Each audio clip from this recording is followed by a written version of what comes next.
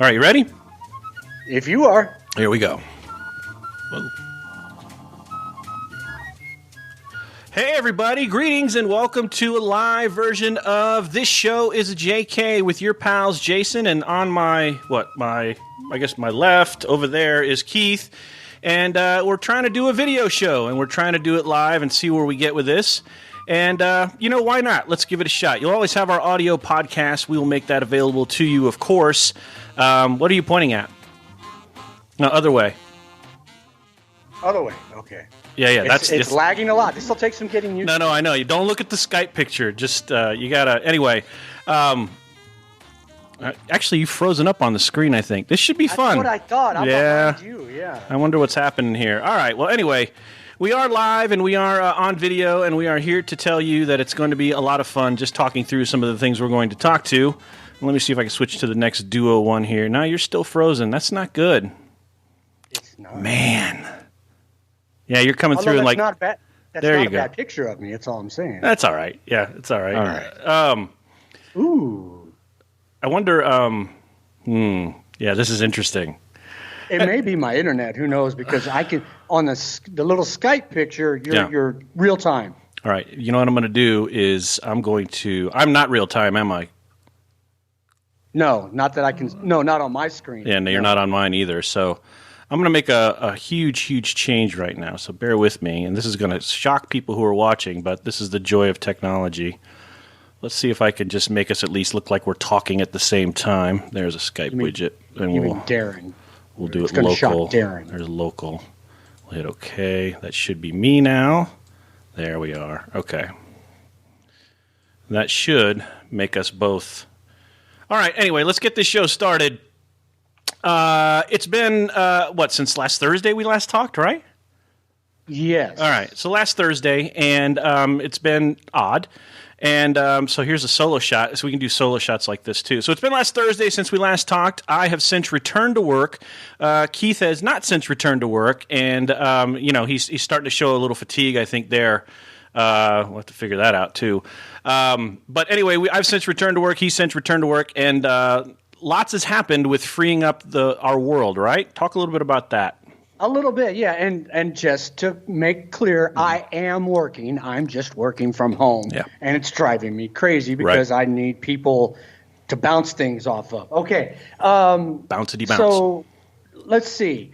So first, in the host nation, Germany. Right. Let's see. They've opened up restaurants. Right. They've opened up stores. All the stores. Have they opened up restaurants? We're not supposed to go to them. Well, there's one thing. We'll talk about that. Jason. Yeah, we'll talk about that. So they've opened up stores and restaurants and some other things.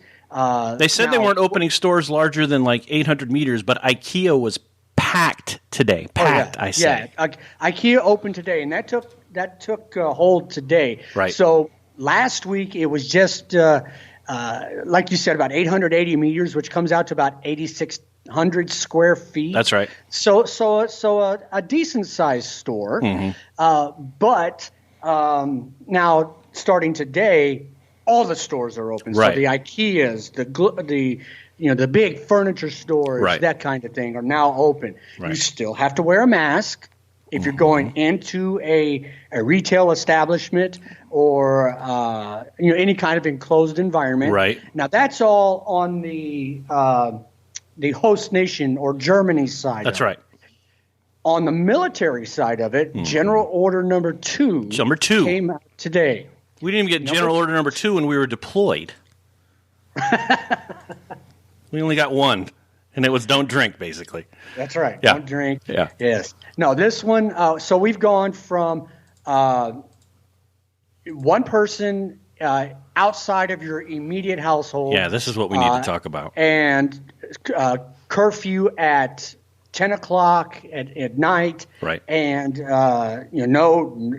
you can't go into a restaurant no matter what out in the on the economy. Right. The on base establishments close at 6. Right. That kind of thing. Mm-hmm. So what we have now under General Order Number 2, and one of the biggest things under General Order Number 1 is that you cannot travel more than 30 kilometers, right, or about 15 miles. Is my math correct? It's pretty close, miles? like 18. Yeah, I think it's more. Yeah, 18 miles 20 away miles. from your home. That's right. Unless it's to go to work. That's right.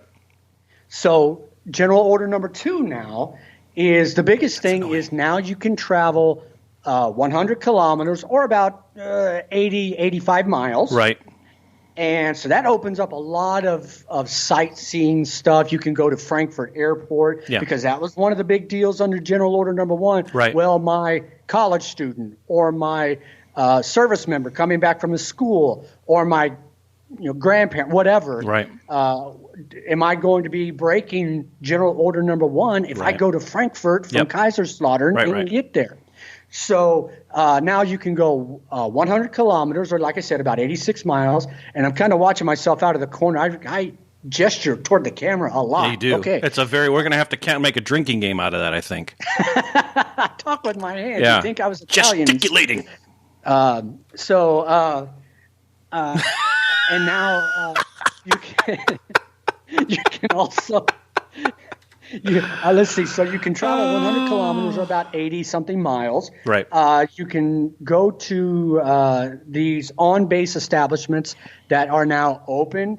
And one of the things they did in the food court during General Order Number 1 was this is the largest food court in the military. Is that something to brag about, you think?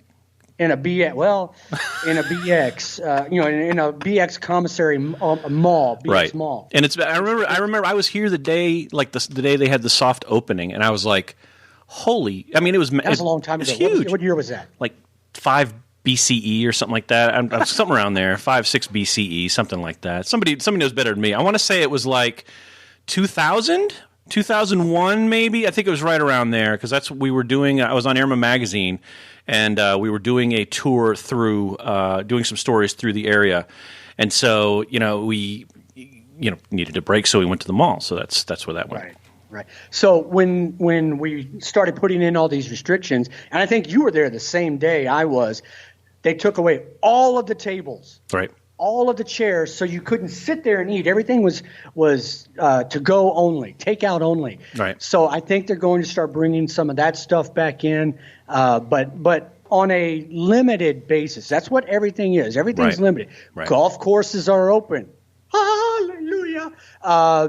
And now, unfortunately, they're closing early, or at least the Army one is.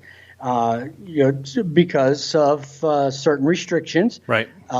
So there's different things like that. The Auto Skills Center, so you can work on your car.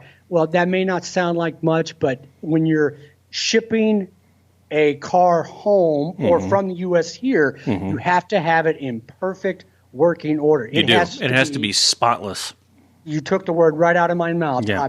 My mouth opened and your voice came out. Right. Spotless. It has to be because they don't want any organic material coming from country to country. Right.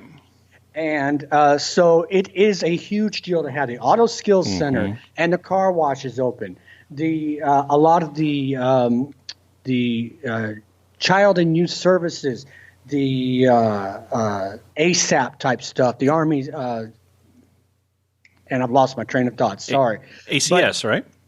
Right, ACS, the Army Community Service. As you might imagine, and be serious for a moment, when families are spending a lot of time together, and they're not used to that because mom and dad goes to work, the kids are either latchkey kids or go to CYS or whatever, Child and Youth Services. Now all of a sudden, all that stuff is closed. Everybody's teleworking or on admin leave, and they're home. Things can get out of hand real quick. And I mean that in all seriousness. Right. So the Army Community Services Family Action Plan or Family Action Program, they're all open now to for the counseling services and things like that. I have questions. So you brought it up earlier, which one of the questions, the easy question here is, by the way, I had to eliminate my solo shot because Darren was saying that my solo shot, which is actually testing a different camera out, is throwing us out of sync. So hopefully we're back in sync. If we are, Darren, just type something up there so we can see it. or somebody. Anyway, this thing about you can have one other person.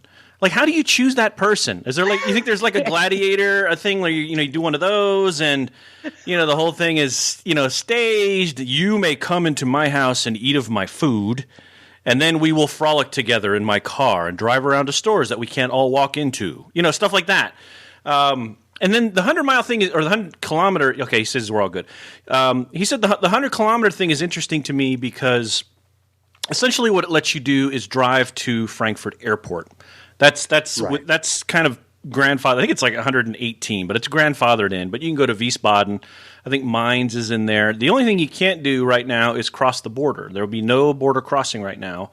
So that's an interesting point. The questions that I saw today were related to can I do, you're saying I can do X, but can I do Y, right? Can I go to a barbershop off base? Yes, you can. Can I attend religious services off base? Yes, you can. Can a female or male, whatever, go get their hair colored? Yes, they can. Can they go get it styled? Yes, they can. So, yes, Darren just made a $10 bet with us, by the way, if you see it in the chat up there. I don't know how to do that. Oh, okay. Well, he says $10. One of you is not wearing pants at the moment. Threw me off my train of thought. Bad, Darren. Bad. But so you can't cross the border. You can't. There's a lot of things. But there is more liberty here. But the things you can't do are go to a sit-down restaurant off base. Can't do that. And there's a few other things you still can't go to nightclubs, bars, things like that because easy. I suppose easy transmission. But so just some. It's lesser, and I'm back to work, so I've been to work 2 days in a row. It's kind of frightening. I'm not even sure, like 2 days in a row, I'm not even sure what to do. It's like, can I go home early? I mean, you get that the telework thing was great. I could access Outlook faster. I could cut video together faster or whatever I was doing. It was just faster, and I got to be with my kid, and that's all good stuff. And we still sort of live in this industrial age dichotomy of we have to show up for work and warm a chair and occupy a desk and fill space and breathe the air.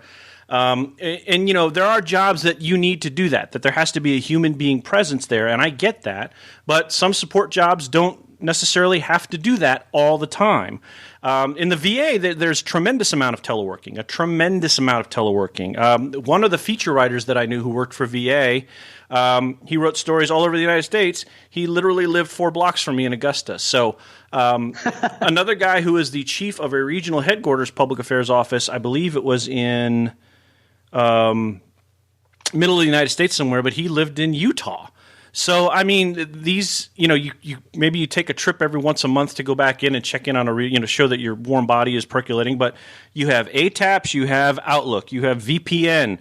Now we have Teams, which is not doing quite as well here. My friend Les Benito is running that, but it's not doing quite as well here because of some extra security measures. But it's starting to take on in the United States where you can gather your email and use all the word processing, and it's a really full-fledged sort of work center.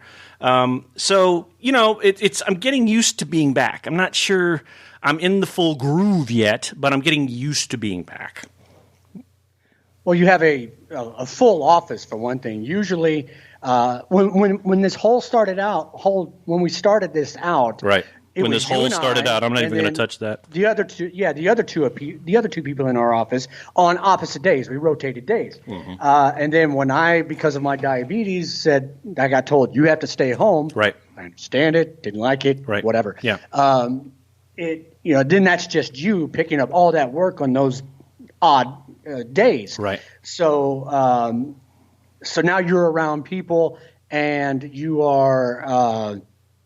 You're able, like I said, you're able to feel a vibe, able to feel, just reach out and yell at somebody, hey, is this blah, blah. And there's definitely more people there. That's for sure. We saw Herb. I saw Herb Monday. I didn't see him today. But there's definitely more people in the hallways. There's definitely more people, knocking around. And as you said, that you can, play off the vibe. And I get that part of being in the room with somebody. I really do. But I just, saying I got used to being teleworker. That was a good stage. So I was kind of happy with that. So. Right. Oh, well, easy come, easy go. So let me ask you this, because I had this written down. I mean, I wasn't going to go to it. All right. What was your telework dress code? Believe it or not, so I'm one of those people. I didn't put on shirt and tie like I do when I go to work every day, but I'm one of those people who believes you get dressed for work. It's just part of the whole psychology of feeling like you are doing your job. And I think even around the house, to a degree, if I'm wearing like a collared shirt and my jeans, or a collared shirt and a pair of khakis or something like that, it says, "Hey, I'm working today," right? And it tells me mentally that I'm working today. So I think there's something to that. So my dress code generally was collared shirt, jeans. Some days, almost exactly what you're looking at right now: black T-shirt, pair of shorts. It just depended on whether or not, okay, what am I doing today, right? I may have, like, a couple times I had to go in for something, so I basically put on some real clothes. But in general, I just, I wore what I wore. I didn't really think about it much. But I've always done that. When I teleworked at VA, it was the same thing. I wore, pants and real shirt and all that shit. So, it was no big deal. Man, I'll tell you what, it is nice to get up, throw on a pair of jeans, ankle socks, and usually because I'm cold, some kind of long sleeve something or another, and come downstairs, turn on the computers. Right. But it was really good seeing, like, Patrick came back. Our German colleagues were back in the room, so we're back. Awesome. We're back with our friends, and that's a great thing. And we're, it's great to be getting back in that rhythm yet, just not used to it yet. That's the biggest thing right now. Sure. So you're either listening or watching. This show is a JK with your pals Jason and Keith. Our first video experiment it's got some bumps. I'm noticing that if I switch scenes to go to you solo, Skype takes a second to catch up and put you on screen.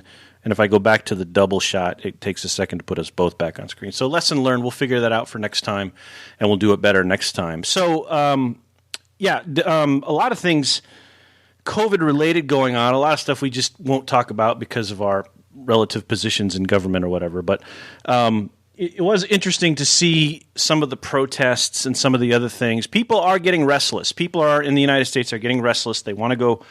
Small businesses. I have a friend who owns a small business in the Maryland area. She was fortunate to receive one of those $300 billion, one of those loans from that $300 billion fund, and she said that's going to keep her funded until June. So she was fortunate in that regard. But a lot more people are just basically like, cry havoc and let slip the dogs of war, and let's go back to work, right? So I think just generally there is a restlessness, and I'm not sure how that would play elsewhere in the world. I'm not sure if it does or it doesn't play. I guess, but of course, we're focused on the United States. So but I imagine it's got to be in other places where quarantine is run hard, that there's got to be people going, look, you got to let us out of the house. We're not going to get anybody sick. And I think there's another, you got the camp that says, look, we just need to go back. We're not going to get anybody sick. I'm not going to get sick. And I don't necessarily believe that, because we've seen cases over and over again of people who've thought that, and then they're in the hospital the next day. The Spring Breakers was one. Sweden was trying herd immunity. Now they're really spiked in terms of number of cases. So it's an interesting dialogue. And I'm as I've said on this show before, I am for what are the people in my vicinity telling me to do. Okay, I'm going to do that because I'm a bit of a rule follower. Have you seen anything that sort of caught your eye? I saw, and then we'll talk about Andy Dalton. Okay. I don't remember whose Facebook page it was. One of my friends, doesn't matter. Right. But she has a friend in Germany, friend in Germany. Right. And the friend in Germany was, not me, by the way, was asking her, what is it with Americans? Right. Why are they so gung-ho to get sick? Right. To die? She doesn't understand it because, as we said numerous times before on this podcast, Germans, when the chancellor says it shall be so, they may grumble a little bit, but they follow the rules. That's right. And that's why the curve is flattening here pretty quickly. Now, let's be clear and say COVID-19 is still here in Germany. Right. But it's not as prevalent as it was because they are following the rules. Yes. They are not as quick to reopen. Did you see, and we didn't talk about this beforehand, that a security guard at a grocery store in Michigan was shot and killed? I did. Yeah, of course I did. Because he wouldn't let a person in with a mask. Yeah. And then they went home, told their family members, and then they came back and talked about disrespecting his wife and blah, blah, blah. And the security guy got killed for doing his job. And that's crazy. And it's awful. And it's, you know, we're looking at it from afar. We're looking at it from the lens of, here's what the media is giving us. You know, did he antagonize the guy, or did he just say, "Sir, you need to put on a mask"? And then, you know, or did he go, you know, MNFer, you need to put on a mask and need to be in this store, which wasn't the law. And even the powers that be sort of said, ask people to put on a mask when they come in your store. You know, again, all that information, but on, you know, on the one side, did he flip out and shoot the guy? Did the guy antagonize him enough to rile him? You know, he had a gun. I mean, there's a lot of things to talk about. But at the heart of it, why would you shoot somebody for telling you to put on a mask in this time? A business has the right to refuse you service, right? Regardless, right? You can't walk in with no pants, right? I mean, it says right on the door in most places in America, no shoot, no shoot, no, no shoot for one thing. That was a good try. No shirt, no shoes, no service, right? No shooting, no shooting, either. No shooting. But they have a right to refuse you service. Right. If you're not wearing a mask and they want you to wear a mask, they can tell you can't come in. Yeah. But that's horrible that this security guard got shot because of this.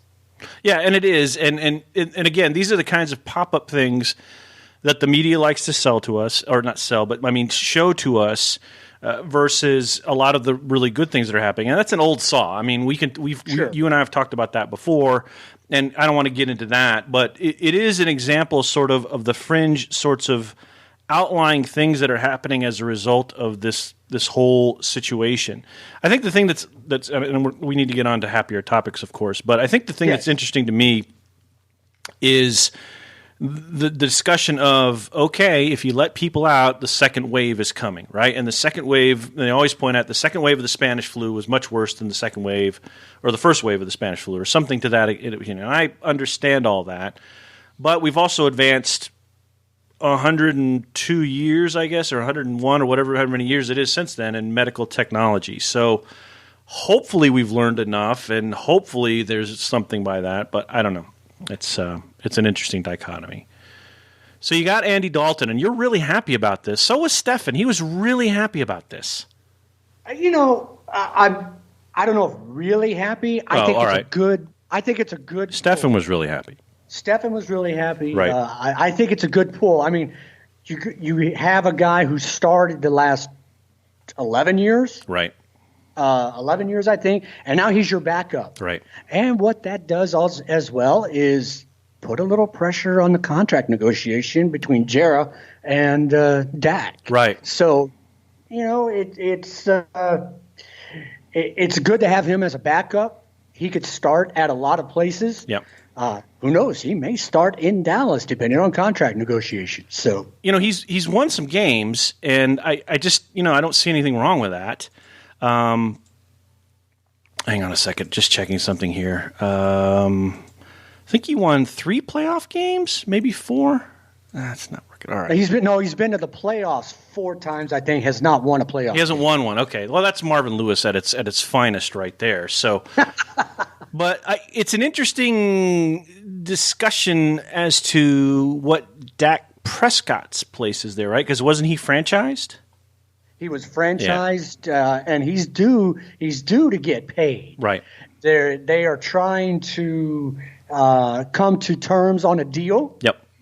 But now you've got the Red Rifle in there. Red Rifle. Right there. I think Dallas, or actually he's from Katy, Texas, down around Houston. Yeah. But he went to school at TCU. Right.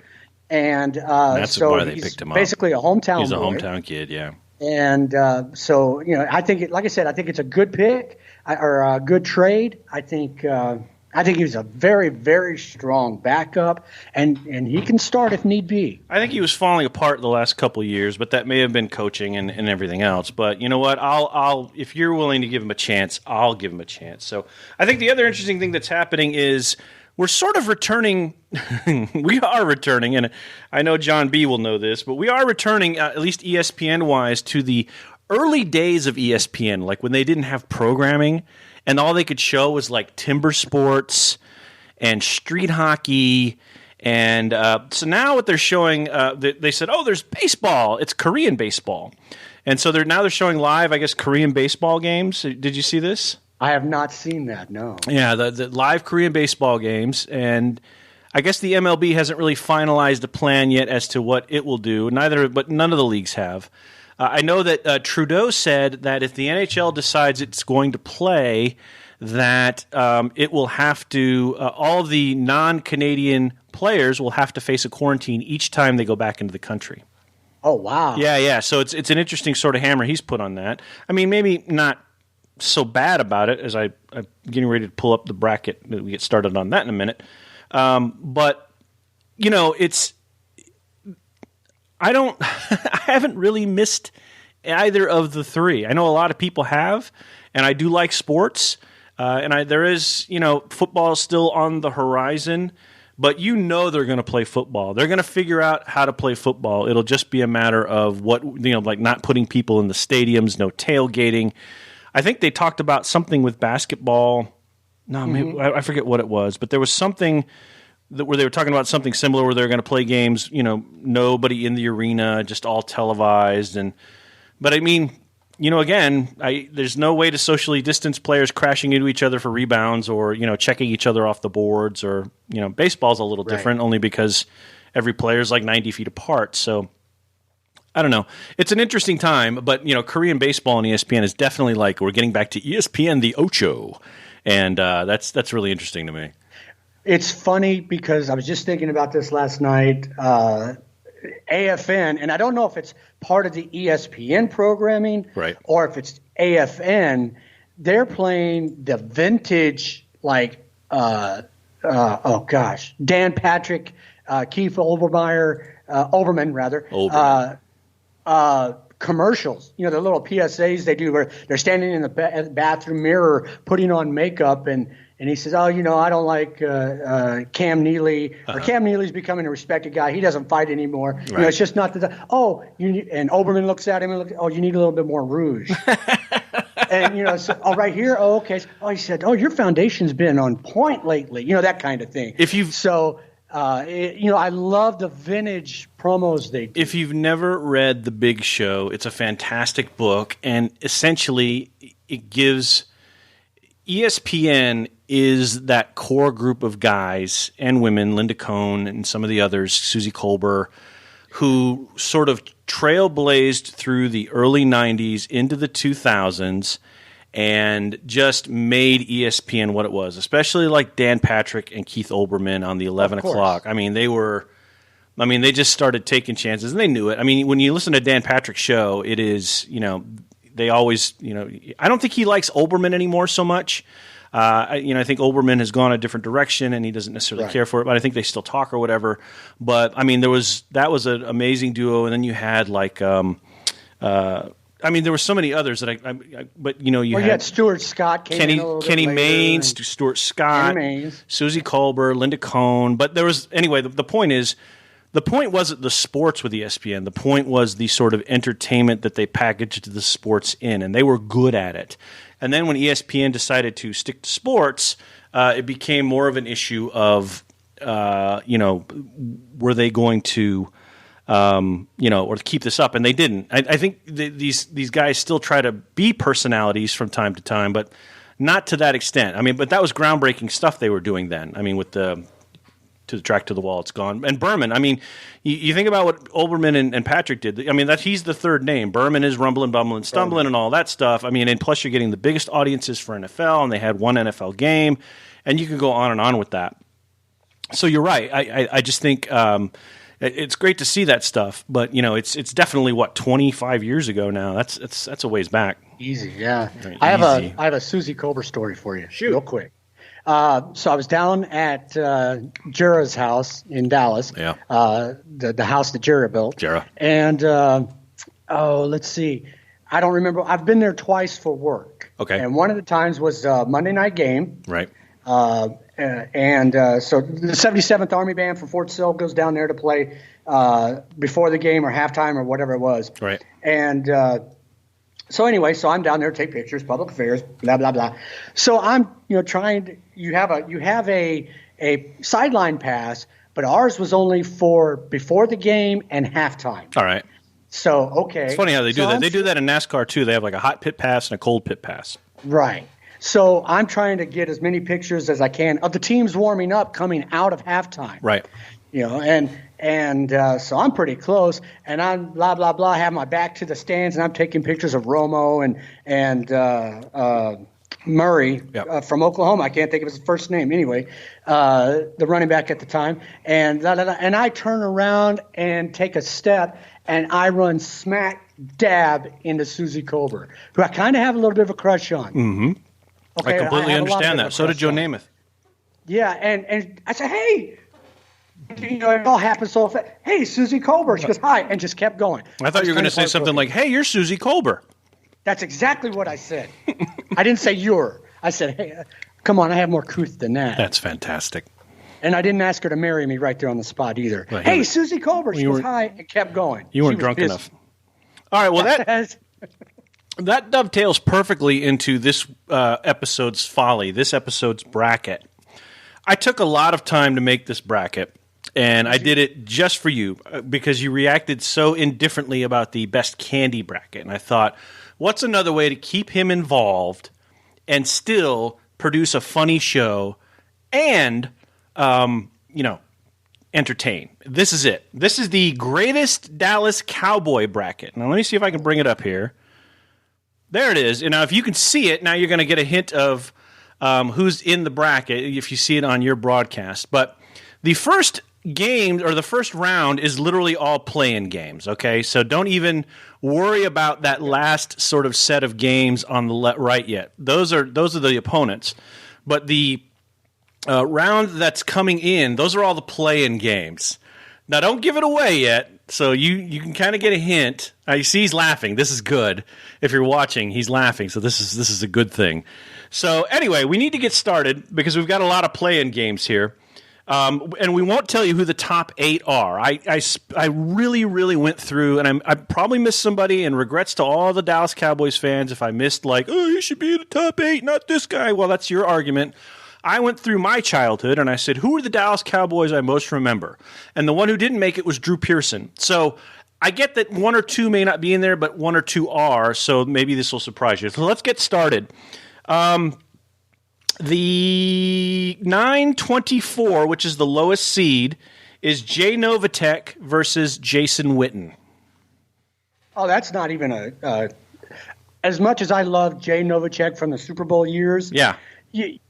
Jason Witten is Witten, and you friggin' Raiders got him now. You. And, yeah. I don't know how good he's going to be. He's 3,000 years old, and he's done Monday Night Football. Yeah, no, that's how can you put Witten ahead of Novacek when Novacek's got Super Bowls and Witten has just got Jason Witten? Hey, Witten. He doesn't even have a good playoff win, to my knowledge, does he? Novacek had Troy Aikman. Okay, so that's where I'm going to leave that. All right, so Jason Witten moves on. All right, let's see. The 10-23 matchup, I hope you know all these players, by the way. You're old, so you've got to know everybody who's on this list, but I hope so. But anyway, the 10-23... I'm 1 year and 6 days younger than you. I know, but I'm just saying that some of these guys... That's true. All right, you should get it. All right, so anyway, the 10-23 matchup, Bill Bates versus Jim Jeffcoat. I'm already getting shit from one of my friends about the Witten pick. See?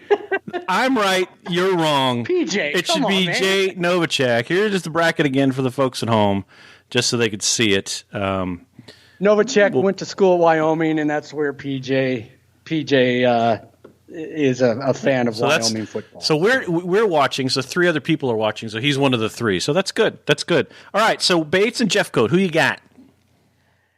Ooh, different positions. Yes. Jeffcoat.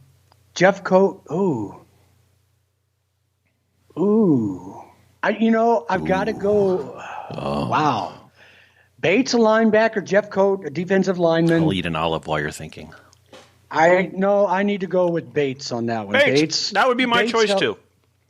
Bates helped call the defense. And now so to be fair, I'm only taking your choices this bracket, but I will argue the counter. This is all you. This is all about you, just so I could see what choices you make as we go. So this is fun for me, but I will offer my choice. My choice would be Bill Bates there as well. Show me, what are you getting?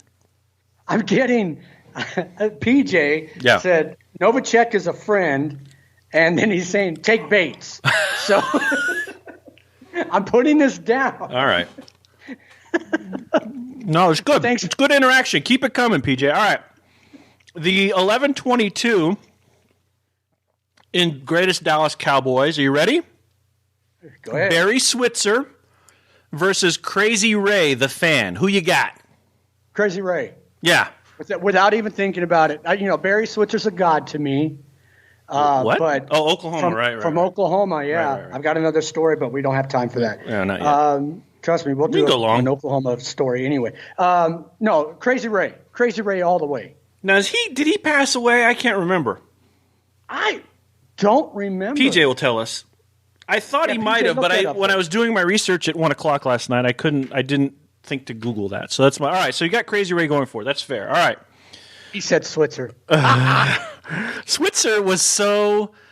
Let me take Jimmy Johnson's things, do nothing with it, stand there, look authoritative, and win a Super Bowl. Literally, that's what he did. But anyway, all right. I wanted him to do so well there, but you're right. He took Jimmy Johnson's players. Yeah. And, man, when Michael Irvin found out, because he came from Miami, he hated Switzer. Yeah. He hated Switzer when he was coaching. So, yeah. Whew. So, yeah. Yeah, I think it was a stick in his eye, I think. That was a very strange time. When Jimmy won that second Super Bowl and then left, and then basically didn't coach again. I know he went to Miami, that's right, and then he didn't coach again. But Switzer came in, and that was just a weird time. All right. PJ says Crazy Ray passed away in 2007. That's what I thought. Okay, I thought it was a while back. Your 12-21 matchup, my friend, is Mel Renfro versus Neon Deion Sanders. I know, that's a tough one. Man, Mel Renfro invented the position, basically, because of the speed. But Deion Sanders sort of reinvented the position for the speed and for the punting. People can talk all they want about, couldn't take a tackle, couldn't do X, couldn't do Y. But I think he's an amazing athlete. He played two sports brilliantly. This is a tough one. I would pick Deion Sanders, but I'll listen to what you got to say. Like you said, Renfro pretty much invented that position and brought speed to it. He didn't quite have the career that Deion did. No. In as much as, Deion, man. I had if you're listening to Keith Babel, you can weigh in on the Yahoo chat. I think you have to have a Google address, so maybe we'll do this on Facebook next time. But all the shows archived to here, so that's why we did it here this time. But anyway, I'm sorry. Who was your pick? I'll go with Deion. You'll go with Simply Deion because of the two positions. He played offense and defense for the Cowboys, for the 49ers, for the who am I trying to? Falcons. Thank you. Well, he played for the Braves too, but all right. So I think that's fair. But much respect to Mel Renfro because yeah. All right. The 13-20 is the most interesting matchup of the day. Greatest Dallas Cowboy. The Dallas Cowboys cheerleaders or Dallas area strip clubs? Who you got? I've never been to a Dallas area strip club. Nor have I, yeah. But don't ask me about Wichita Falls. But anyway. Yeah. I hear they have good buffets at the Dallas area strip clubs. You know what? That is the oldest strip club joke ever told. Buffet food is great. It really is the oldest strip club joke ever told. Or what? What's the Pac-Man script clubs? Script clubs. Yeah. Script clubs. I've got to go with the cheerleaders just because of just because. All right, that's fair. All right, so we did 20. Let's go to 14-19. This is another tough one. Danny White versus Bob Lilly. Oh, I'm going Lilly all the way. Okay. In fact, I was thinking about. I don't know why I was thinking about that. Because I knew we were going to talk about Dalton. Mm-hmm. So I was thinking about Danny White earlier. He punted. He punted for years and was a backup quarterback. He did. And then became the starter after Staubach Yes, retired. he did. That was when I started watching football. I remember when that happened. I caught like 2 years of Staubach, fell in love with him at that position, thought he was the greatest because he went to the Naval Academy and all that, and then Danny White's the quarterback. I was like, wait, how does this work again? What's going on? Yeah. No, I'm going with Bob Lilly. Bob Lilly the whole way. All right. I wasn't sure there where you'd go. I would have picked Bob Lilly as well. Let's see. You're 15-18. This is a good one, too. PJ just going against everything I've What'd he say? He said White. He said Renfro. He said I'm just going to throw my phone behind me here. So Darren said Bob Lilly as well, and he hates the Cowboys with a smiley face. Okay. Your 15-18 now is Ed Too Tall Jones, probably my favorite Cowboy, but that's debatable, and who I think one of the greatest defensive players ever, Charles Haley. Oh. See? Told you it was a good one. Oh. We don't have time Charles to Haley, think like this. I never saw a guy – no, I shouldn't say that. Never's the wrong word. I rarely saw a guy dominate like Charles Haley. If I were picking here, I would pick Charles Haley. He was as dominant as there ever was at his position. Whatever was fueling him, passion, blow, whatever, it worked. I mean, he's a 5 or 6 time Super Bowl winner when he was at Dallas, San Francisco, and I don't know if it was between those two and something else, but – he's amazing, but that'd be my choice. Okay, here's where I'm going with this. Since this is the best Cowboy, Haley had some great years as a Cowboy, right? But Too Tall was a Cowboy from start to finish. So I will go with Too Tall. You'll go with Too Tall. All right, that's fine. I'll go with Too Tall. I can respect that. I mean, I put Too Tall on the list, so that's got to say something about how much I like him, or at least how much I remember Cowboys. All right, the last matchup of this round, and then we get on to the actual bracket, because these are all play-in games, as I said. Right. The last matchup of this round, Craig Morton versus Tony Romo.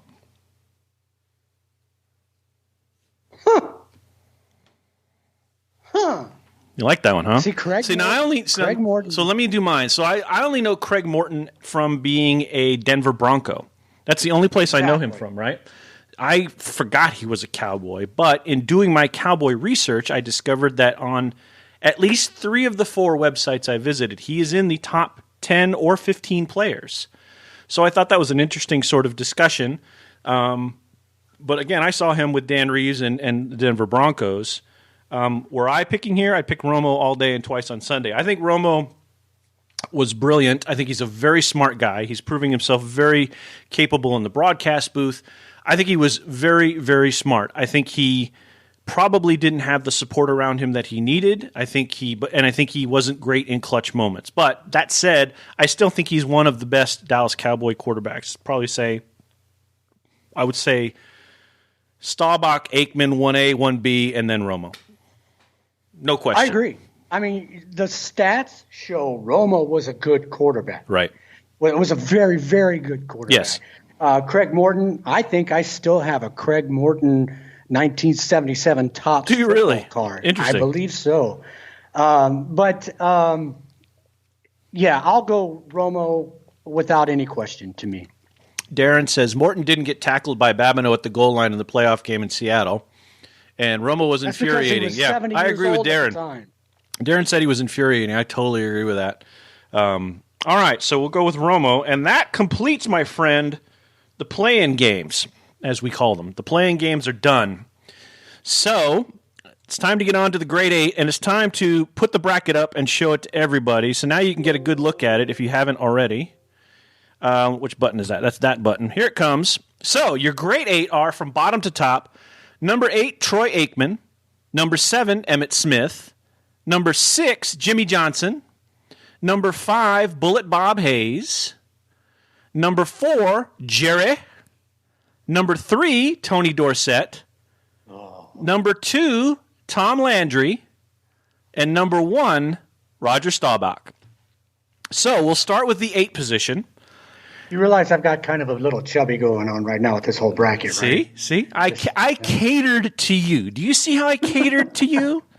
Take care of my friends. Okay, so we're going to start with the 8, and I got to look at my 8 bracket here. So your 8 is Jason Witten versus Troy Aikman. Damn. Yeah. No, I'm going with Aikman. Aikman's in the Hall. And really? Witten will be in the Hall. Okay. But, Aikman also has 3 Super Bowl rings. So while that may not be... So again, why the logic doesn't apply to Jay Novacek is weird, but I'll take it. But okay, go ahead. Well, same position though. No, I think Aikman wins that one.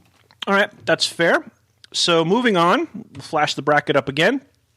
Our number 7 position is Emmitt Smith. So this is kind of an out of place one, but it'll be Bill Bates versus Emmitt Smith. Who you got? Love them both. Both of them have done good things for me as far as the Cowboys, but you can't not pick Emmitt Smith in there. Interesting. Against Billy Bates, who's great guy, great person, great football player. Emmitt, I mean, when Emmitt's Emmitt, he led the league numerous times, was the rushing, held the record for. Does he still? No, I don't think he does. No. But for several years, you can't not go with Emmitt on that. All right, so I'm going to vehemently disagree with you, but I would still send Emmitt forward, and here's why. I think just in terms of contributions to the team, Emmitt Smith was a greater. But that said, the contributions that Emmitt made were that he could run through holes the size of semi-tractor trailer trucks. And that was made by guys like Larry Allen, Nate Newton. Who are the 2 guys I always used to make fun of? The high-low guys. I can't think of their names. They'll come to me in a little while. But they had these massive 350-pound offensive linemen who cleared holes, and all Emmitt had to do was run. Now, it's not to say he didn't have any skill. I get that he was drafted high out of Florida. I get that. He's a competent runner. All right, that's fine. But it's Emmitt and the other 5 or 6 guys on the line who should be given credit for that sort of thing. But that said, I agree. It is Emmitt Smith. All right. Let's see. So we go to the 6 now. That is Jimmy Johnson, and he faces off with Crazy Ray. Keith? Oh. Exactly. Let's see. I think... Jimmy Johnson was head coach at Oklahoma State. Right. Which is like OU's little sister. But do with the mullet coaches. I can't I'm going to catch shit for that. I know I am. Can't even take them seriously with that coach. Then he went to the U, and let's see, he knew Jera at Arkansas. They were teammates. Man. For what they did for the team and the architect that Jimmy was to put that team together. Remember the draft that sent Herschel, or the trade that sent Herschel to Minnesota? I do. It was the greatest trade at the time before Ditka came in and traded almost the entire city of New Orleans for Ricky Williams. So, yeah, it was that kind of trade as well. So what's he saying now? I'm taking shit already. His wife, PJ's wife, Ray, is a huge OSU fan. Yeah. Right. So who you got? Anyway, Crazy Ray or Barry Switzer? I'm sorry, Jimmy Johnson or Crazy Ray? My bad. Jimmy Johnson. I gotta go with the hair. Yes, I agree with that. I like Jimmy Johnson. He's become very zen in his old age. I kind of dig him. All right, your number 5 matchup brings in Bullet Bob Hayes, and I think this is the toughest one of all. If you're looking at just greatest Cowboys. And I misspoke about Mel Renfro. I meant to say this about Bullet Bob Hayes, but it's Bullet Bob versus Deion Sanders. And Bullet Bob was really the one who reinvented the cornerback position, from what I understand. Mel Renfro was a fantastic corner, but Bob Hayes, I think, was the one who had the speed and just was the cover guy in that position. I may be mixing them up. Sorry, Cowboys fans. But either way, these are both, to me, seminal Cowboys. So I'll let you choose. Man, you're right. That is a tough one. Renfro, wow. Got to pick one. No, I'm not even gonna pontificate. I'm just Hayes. Hayes goes with that one. That's a good choice. I agree with that one. Good to get an old head in there too. All right, your number 4 pick is Jerry Jones, and he goes up against the Dallas Cowboys cheerleaders. Cheerleaders. Who you got? Cheerleaders. I kind of agree with that.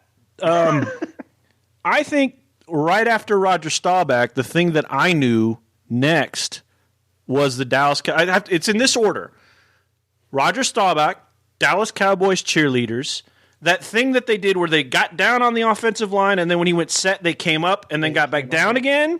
Yep. That was third, and then everything else after that was fourth, fifth, sixth. So cheerleaders to me was always like Dallas Cowboys and Dallas. They are synonymous in my mind. They are like the 12th human being on the field. I didn't want to say 12th man, but you know what I mean. So, but you were pretty quick to answer that, so I guess you don't need to pontificate on that, do you? I'm not a big Jerry fan. Yeah. I'm not. But it's funny because there's a guy was with the band, I talked about earlier, going down to the Cowboys games. Right. He reposted a picture today that I took of him however many years ago that was. And the cheerleaders are just leaving the field and are going behind him. Right. And he's just looking dead square at my camera and smiling with his trumpet out like this and just smiling. And, the cheerleaders are world-renowned. Right.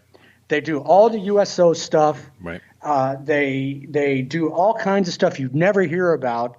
And they're a vital part. You don't think of the Dallas Cowboys without thinking of the Dallas Cowboy cheerleaders. No, I agree. And that's why the Dallas area strip club thing was a bit of a ruse, but it was fun to put it in. But the cheerleaders, I think, are a very viable bracket member. All right, we're moving the cheerleaders forward. Jerry Jones gets bounced. Number 3. Tony Dorsett. Probably actually after the cheerleaders was Tony Dorsett. That's fair to say. He goes up against Bob Lilly. Oh. Mm-hmm. I know. Okay, my favorite numbers since I was 7, 8 years old are 12 for guess who? Roger Staubach. And 33. Pretty good guess. All right. And for TD. Again, without too much into it, I'm going with Tony Dorsett. When you can be the rookie of the year after the Heisman, hold a 99-yard running NFL record for play from scrimmage against. I remember Minnesota, that run. I saw that run live. I remember it very well. I as well. Yes. Just the Hawk is what they called him because you could see the field tremendously. Got to go with TD. Rode a Harley.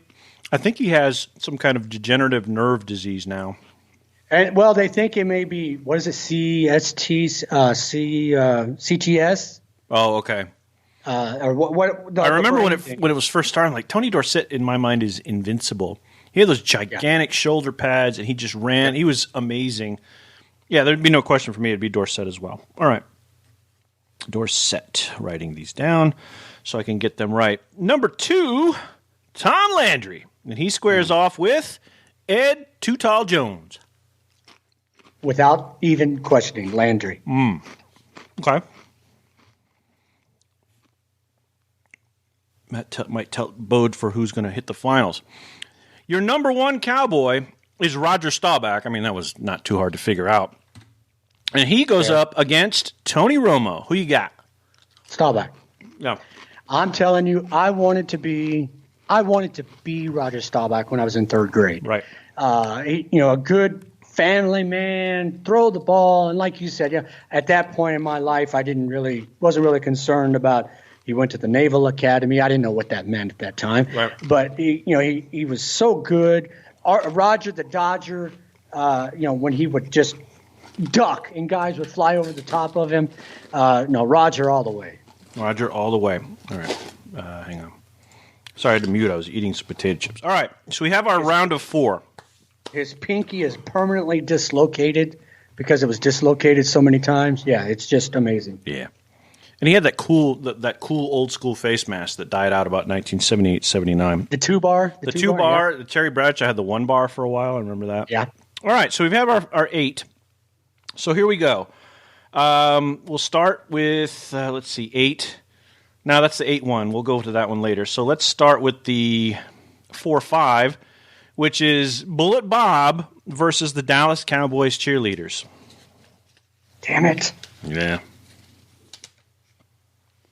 I've met a lot of the cheerleaders. I've never met Bullet Bob.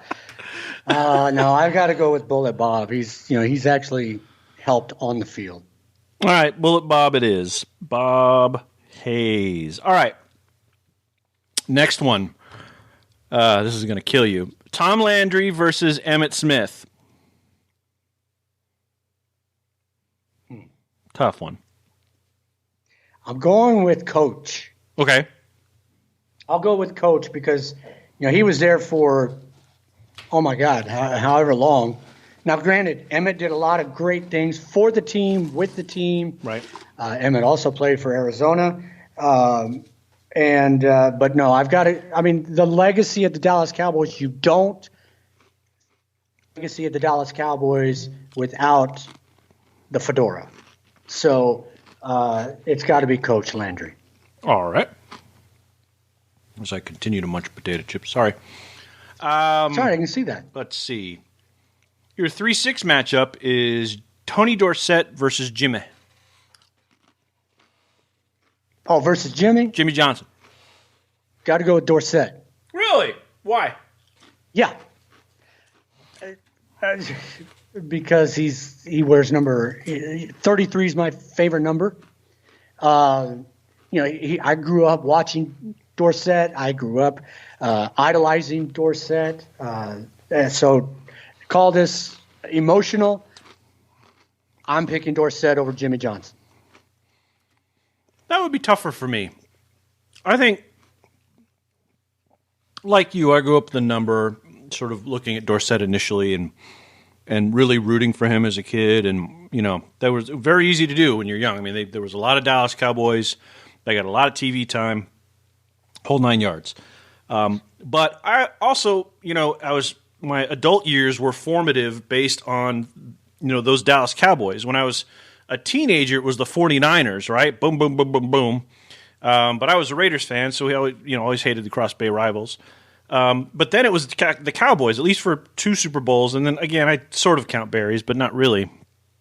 And Jimmy Johnson was the guy who did that. I mean, there's no question, especially after the Cowboys started sort of breaking down after Switzer left, and when they just became what I consider mostly as an 8-8 team. They're either 8-8, 7-9, 9-7. Some years they're 10-6, but the song remains the same. And I think Jerry Jones does that on purpose because it generates revenue, and he still has the most revenue. He has the biggest stadium, whatever you want to say. But that's just my own little conspiracy theory. But that said, I think Jimmy Johnson left an indelible mark on that franchise, of course, with the 2 Super Bowls, but I think in the same way. So this would probably be a coin flip for me, and it would probably end up with Dorsett, but I could go either way. But you're saying Dorsett, and that's what matters. Okay. Well, and as PJ is reminding me, Johnson did coach at Oklahoma State, so we got to go with Dorsett. Yeah. Okay. So we got Bob. We got Landry. Yeah. We got Dorsett. The only one that remains now is Roger Staubach versus Troy Aikman. Oh. I know. I know what I would do here, and I think it would shock a lot of people. It would shock myself. Going back to Darren, if you're still on, who would you pick here, buddy? 3 out of 4 Super Bowls. I've got it. I'll go with Aikman on this one. As much as that pains me, I'll go with Aikman. See, and I would go with Aikman too. I think, so Darren goes with Aikman too. So I think this is a consensus. I think what Troy Aikman did is in the same vein as Roger Staubach. He was a quiet contributor. I mean, he was a big presence back there. He had Michael Irvin, Alvin Harper. I can't remember any of the other receivers right now. I apologize. But he had an Emmitt Smith. Right, that was the trio, right? Calvin Martin, yeah. Right. And so, but anyway, he had a lot of great people to throw to. He had a different kind of presence, I think, and I envy them both. Roger Staubach went to Naval Academy, served his time in the military, obviously immensely respectable. But if I were picking, I'd agree with you. I would pick Troy. So. Also, Aikman's from Oklahoma. He is from Oklahoma. The state, yes. But went to USC, or UCLA, rather. Okay. He started off at OU, and then him and Switzer got into it, and yeah. broke his leg and all that. Yeah. Anyway, so Aikman. Aikman it is. All right. This is it. We're semifinals, right? And yeah, semifinals. Here we go. Let me just make sure I've got it right here. So it's this one, and okay, so that one. All right. I'll do the easy one first. Bullet Bob Hayes versus Troy Aikman. Aikman. Yeah, okay. I didn't think that would be much of a question there. We don't need to opine much farther on that. Darren says, I am about to be from Oklahoma. Will I make one of Keith's brackets? Well, we'll find out in the next show. Maybe not. And then, okay, well, here it is. I mean, this is probably the toughest choice of the bracket, as it should be. Tom Landry versus Tony Dorsett. Damn. That's tough. I could see how you could make a knee-jerk and pick Landry. I could see how you could make a sort of, I was a child and this immensely overdid my childhood, so it'd be Dorsett. I mean, this is a this is a tough pick. I know who I would pick.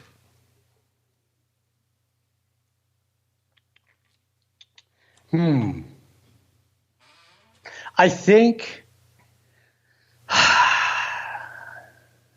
I'm going with Landry. Okay. For the simple, he was the first coach. He built this team from the Dallas Texans. Dallas Texans, right. And then when Dallas got a team back, built them from the ground up. Right. Along with Tex Schramm and Gil Brandt, made this team what they were, took them from literally worst to first, and then was shown the door when Jarrett took over, right, and bought the team. So yeah, you cannot say enough about Tom Landry. Also, an Army veteran who flew B-17s in World War II.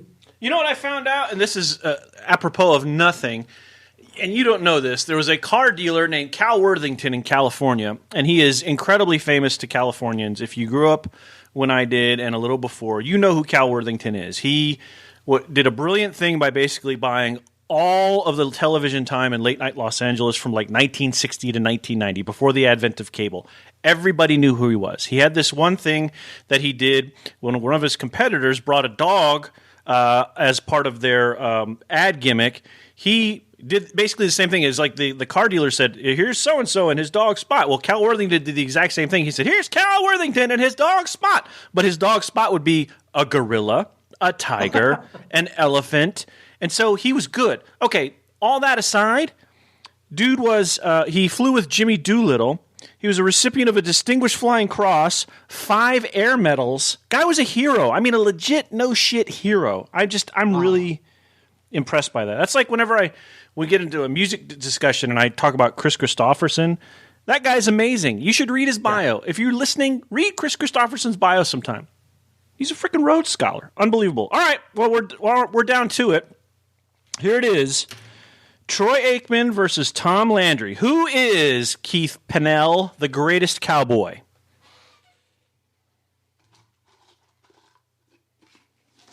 Landry.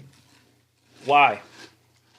Because of what I said before. He's such a part of that team. Yeah. From literally the foundation to when he retired, was retired. So you can't throw any of that away. Mm-hmm. The fact that he was an assistant coach in New York for the Giants. Before that, he's a World War II veteran. Just a great guy. Aikman will always be part of Cowboy lore. 3 out of 4 Super Bowls that run. And so you can't discount Wasn't he married to that? All. Wasn't he married to that woman from like Knots Landing or something? And that didn't work out. I can't remember her name. Anyway, I'm sorry. Go ahead. You were opining. Yeah. So, but Landry's just his blood, sweat, and tears are throughout the Cowboys organization. I'll never forget today they stopped doing that thing with the offensive line. I'm like, I guess that's it. And didn't when Jack Del Rio was coaching when Landry died, didn't he wear a fedora and a blazer on the sideline that day? I think he did. I don't know if he was with the Raiders by then, but he did wherever he was coaching. Maybe it was Jacksonville. I remember that, yeah. I think it was Jacksonville. All right, that's fair. And I put him in there, so I would probably mostly agree based on your choices. The only difference I would have is I would probably, in my own mind, would make Tony Dorsett the greatest cowboy. If we just boil down to players, for me it'd probably be Tony Dorsett. But I mean, I wanted to. Other people are. They had Cal Worthington in Seattle. I didn't know that. That's interesting. And now he only has one dealership. It's in Long Beach. His son runs it. But I felt like any organization has people who are a part of winning that, right? And you could sit there and say, the guy who cleans the locker room, blah, blah, blah. Of course, exactly. And that's why I threw Crazy Ray in there, and I threw the Dallas Cowboys cheerleaders, and funnily threw the strip clubs.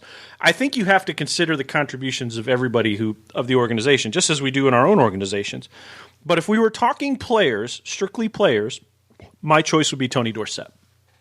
And I just think he left such an indelible impression on me. When I think cowboy, he's the first person I think of.